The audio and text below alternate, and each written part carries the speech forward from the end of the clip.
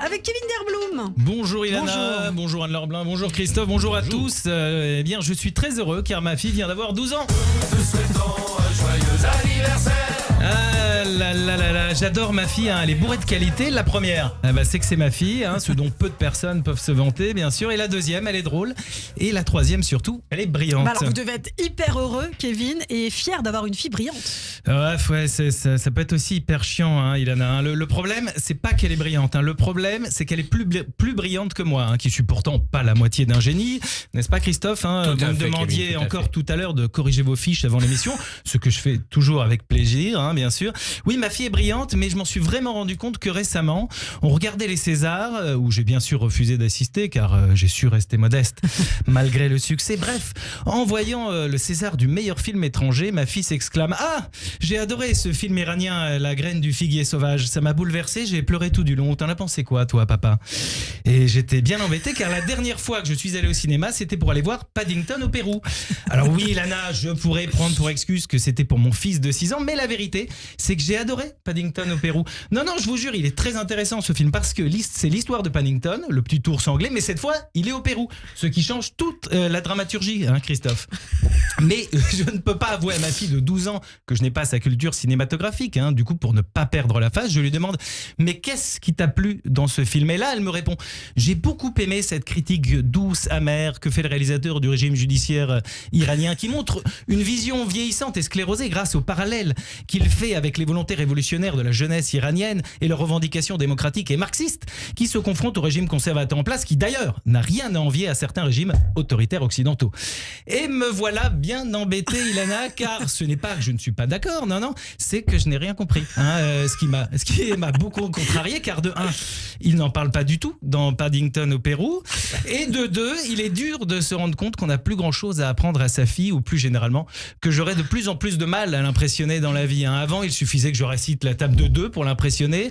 Aujourd'hui, elle a 19 de moyenne. Pour vous situer, moi, j'étais un cancre, hein, donc c'est-à-dire que pour avoir 19 de moyenne, il aurait fallu additionner toutes mes moyennes depuis la 6e. Hein. Donc je vous jure, si je dois la punir, je dois lui dire « Bon bah t'es privé de devoir. Hein. » Mais le problème, c'est que j'ai pas besoin de la punir. Hein. C'est elle qui me dit que je dois ranger ma chambre. Elle arrive dans le salon, elle me dit « Dis donc papa, il va rester longtemps ton manteau sur le canapé ?» Parce qu'on a un porte-manteau, tu sais. Et vous savez ce que je fais face à cette petite impertinente ? Eh ben je le range mon manteau. Bah oui. Hein. Ma fille, elle est tellement mature qu'elle en devient nostalgique. Quand elle a eu ses 12 ans, elle m'a dit « Le temps passe tellement vite et j'ai déjà 12 ans, tu te rends compte ?» Quand on voit ça, on se dit qu'il faut profiter de chaque instant car le train de la ville file à toute allure, papa. Je vous jure, elle m'a dit ça pleine de mélancolie. On aurait dit Alain Delon faisant un hommage aux morts pendant les Césars. Elle est tellement intelligente qu'elle me donne même des conseils de vie. Elle m'aide des fois. Quand je suis énervé, je suis là, mais c'est injuste ça. Et elle me répond en me mettant une main sur l'épaule. Tu sais, papa, oui, la vie est injuste, mais ce qui peut la rendre moins injuste, c'est que toi, tu prennes tes propres décisions. N'aie pas peur, écoute ton cœur, car quand on écoute son cœur, on gagne pas forcément, mais on reste honnête envers soi-même, et c'est ça le plus important. Et je me dis oui, elle a raison, hein, les choses sont plus complexes qu'on ne le pense, et il faut que j'assume mes propres choix. Merci mon cœur, hein, tu prends combien pour la consulte déjà ?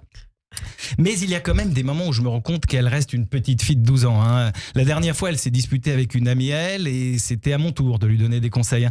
Des fois, on se dispute avec des gens, mais il n'y a pas de mal à se dire les choses et s'excuser s'il le faut. Aujourd'hui, t'en es triste, mais plus tard, tu en rigoleras sûrement avec elle. Hein. Tout ce qui nous semblait horrible à 12 ans nous paraît surmontable aujourd'hui parce qu'on grandit et c'est ça qui est important. Et c'est là que j'ai compris que voir ma fille grandir, c'est accepter qu'on a autant à apprendre d'elle qu'elle a à apprendre de nous.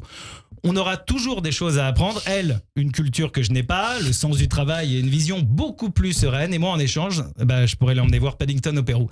Merci et bonne journée à vous. Eh bien, merci beaucoup, Kevin, et bon anniversaire à votre fille.